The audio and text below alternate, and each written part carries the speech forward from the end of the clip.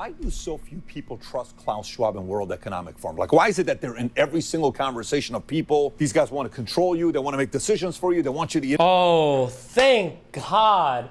A 20-minute video where we're finally going to see some bad shit that Klaus Schwab has done. Certainly, it's not just going to be him randomly connecting dots from disjointed sentences from speeches throughout a decade or two, right? Finally, we're going to see what the World Economic Forum and Klaus Schwab have been up to. Thank God, I've been wanting to see this for so long. I'm so hype. Eat insects? There's no way they said you got to eat insects. They would never say such a thing. They would never say you shouldn't eat meat or, U.S. will no longer be a superpower. Why would they say such a thing? U.S. pays into World Economic Forum. So we decided to investigate it. We realized this man... Wait, U.S. pays into World Economic... I thought World Economic Forum was basically just a big conference where everybody goes and jerks off. How much does U.S. pay to World Economic Forum? Wait, what even is... I thought World Economic Forum was like a big conference where all like the world people go and jerk themselves off over how cool they are and all their ideas for the future. Like it's basically like a conference for... It's an international, non-governmental and lobbying organization for multinational companies based in Coligny, Canton of Geneva, Switzerland. Okay, two of these are fake places. Okay, dude. The foundation, which is mostly funded by its 1,000 member companies, typically global enterprises with more than US $5 billion in turnover, as well as public subsidies. Typically global enterprises with, I don't know what the fuck this means, but okay.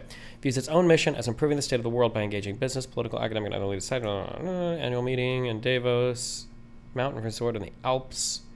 Anyways, there's some 3,000 paying members, among whom are investors, blah, blah, blah. Aside from Davos. I'm just curious how much the United States actually pays. Cost to be paid by companies for a delegate to the World Economic Forum were $70,000 and $120. Oh my God, we should fundraise and pay money to have a Destiny.gg LLC delegate in the World Economic Forum. Holy shit. Since 2013, the World Economic Forum received $60 million from US taxpayers. What does that mean? So just like US citizens that buy tickets? Since 2013, that's $6 million a year. Is this just people buying tickets then, or is this like the actual U.S. government? I'm just curious if the government actually. I'm sure we pay something. I'm sure we subsidize something. I'm just curious what the actual cost is. Oh, it's mostly the State Department's U.S. aid. Taxpayers paid $60 million to support the WEF Grow Africa program, which facilitated. Oh, okay. All right, makes sense. Okay.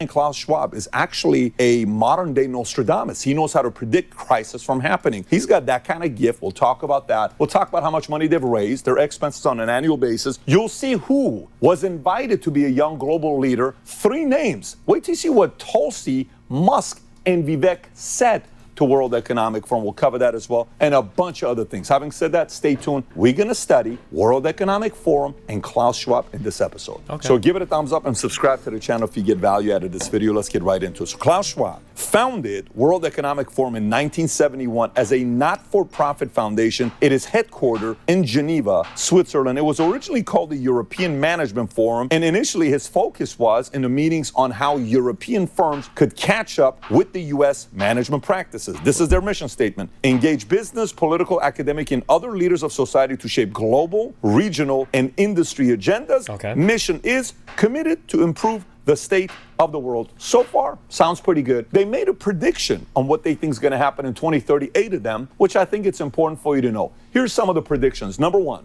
you'll own nothing and you'll be happy. By the way, this is from their website. This is a video they produced. Number 2, the U.S. won't be the world's leading superpower. Instead, Why not just like actually look at the... I've read this stupid article. Or it's not even a dumb article. It was like an essay on like potential futures of the world. Why not like actually just read the essay? Fuck, can somebody link me this? Hold on. Welcome to the year 2030. Welcome to my city, or should I say our city. I don't own anything. I don't own a car. I don't own a house. I don't own any appliances or any clothes. It might seem odd to you, but it makes perfect sense for us in this city. Everything you considered a product has now become a service. We have access to transportation, accommodation, food, and all the things we need in our daily lives. One by one, all these things became free, so it ended up not making sense for us to own much. First, communication became digitized and free to everyone. Then, when clean energy became free, things started to move quickly. Transportation dropped dramatically in price. It made no sense for us to own cars anymore because we could call a driverless vehicle or a flying car for longer journeys within minutes.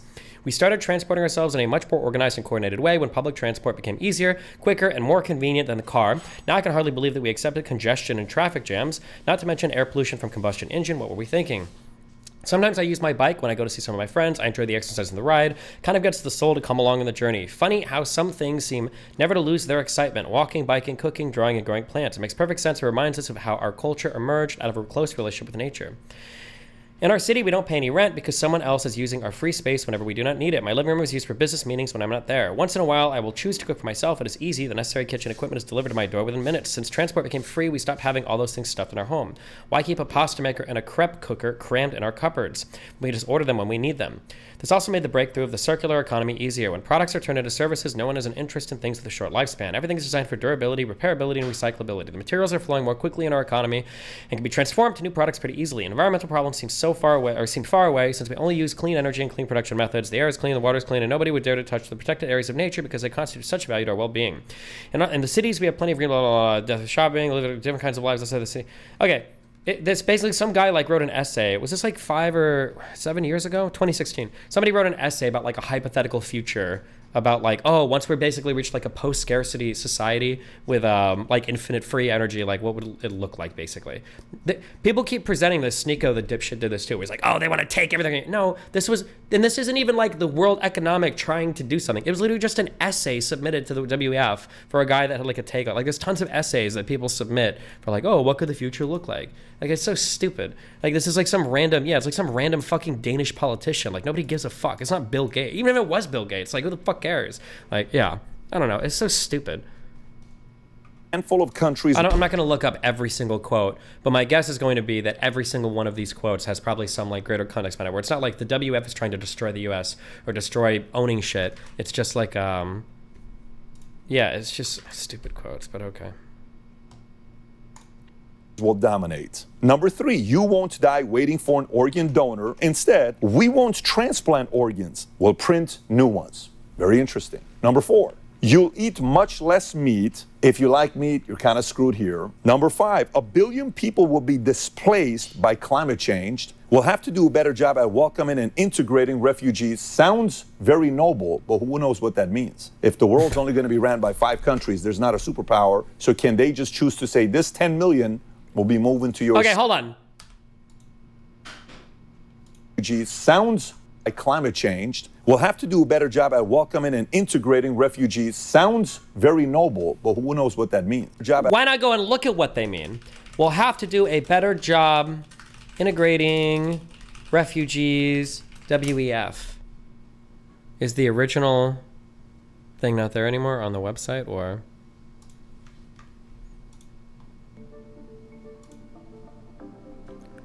Oh, they didn't even... Oh, they're just ripping this from this stupid fucking video.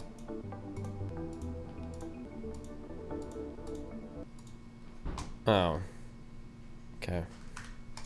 By welcoming and integrating refugees sounds very noble, but who knows what that means? If the world's only going to be ran by 5 countries, there's not a superpower. So can they just choose to say this 10 million will be moving to your state? This 8 million's going here. They get to choose that if that's what integration means. Number 6, polluters will have to pay to emit carbon dioxide. There will be a global price on carbon. This will help make fossil fuels history. Number 7, you could be preparing to go to Mars. Oh my God, can you imagine how they're trying to sell the people around the world? Scientists will have worked out how to keep you healthy in space. Science will work out how to keep you healthy in space. The start of a journey to find alien life. Number 8, Western values will have been tested to the breaking point. Checks and balances that underpin our democracies must not be forgotten. How do you feel right now? Are you watching this saying, there's no way this is true? Let me go Google this myself. Go ahead and do it. Pause the video, check it for yourself, and then come back and you'll see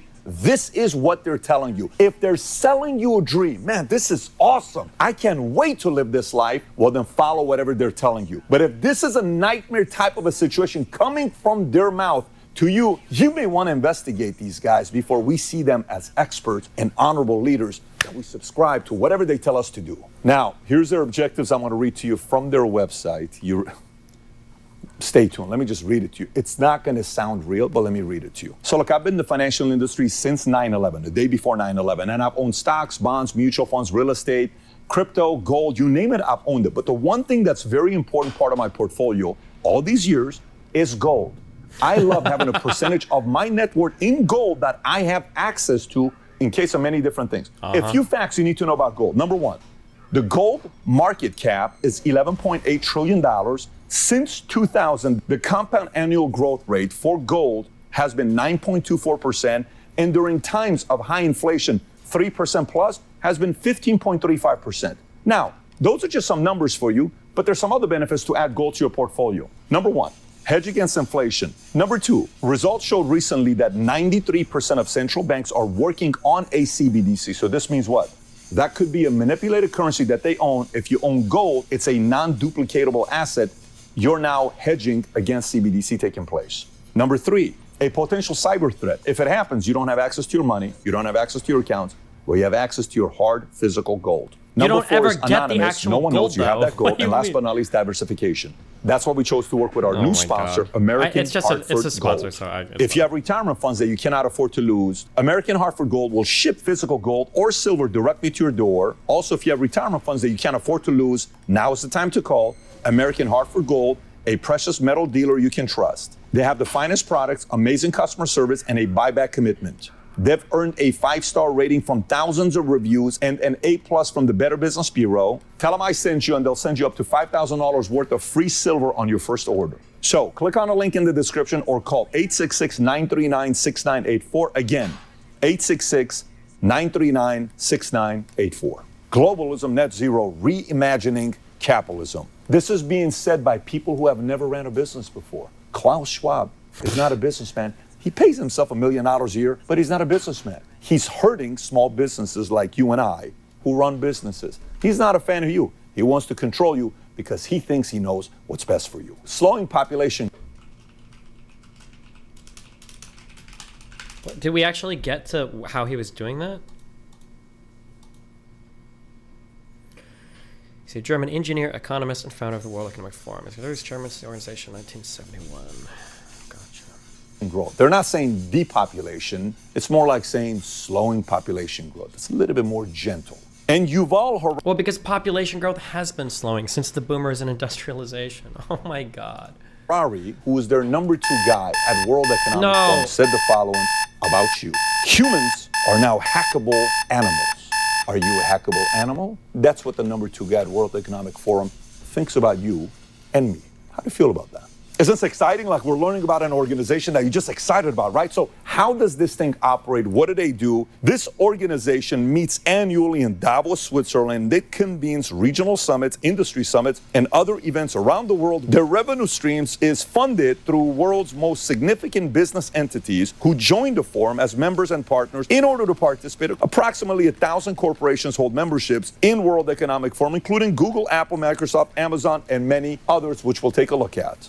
Membership and partnership fees varies from $60,000 annually to $595,000 annually, according to Bloomberg. And in 2022, there were approximately 2,000 delegates, including Al Gore, John Kerry, Christine Lagarde, Jens Stoltenberg, Ursula von der Leyen, Henry Kissinger, George Soros, and many other high-profile names. You may be curious about the financial statement, what kind of money they're making, what kind of money they're paying out. This is what it looks like. In the last 6 years, in 2017, they had total expenses of $278 million, of which they paid $108 million to staff and $170 million to office and activity, and that led all the way down to today, 2022, $383 million in expenses, $130 million to staff, $252 million to office and activity. 383, it's a good number, what they're spending every year, and they're able to get a lot of money from a lot of big names. I'll read you some of the companies right now, but you may ask, why are companies partnering with World Economic Forum? Here's what McKinsey said on what the benefits are to join World Economic Forum. WEF partners with many international organizations and corporations to run projects addressing global concerns. This year, collaborations are focused on pursuing a net zero pathway, nurturing resilience, reimagining globalization, and supporting diversity, equity, and inclusion, which is DEI,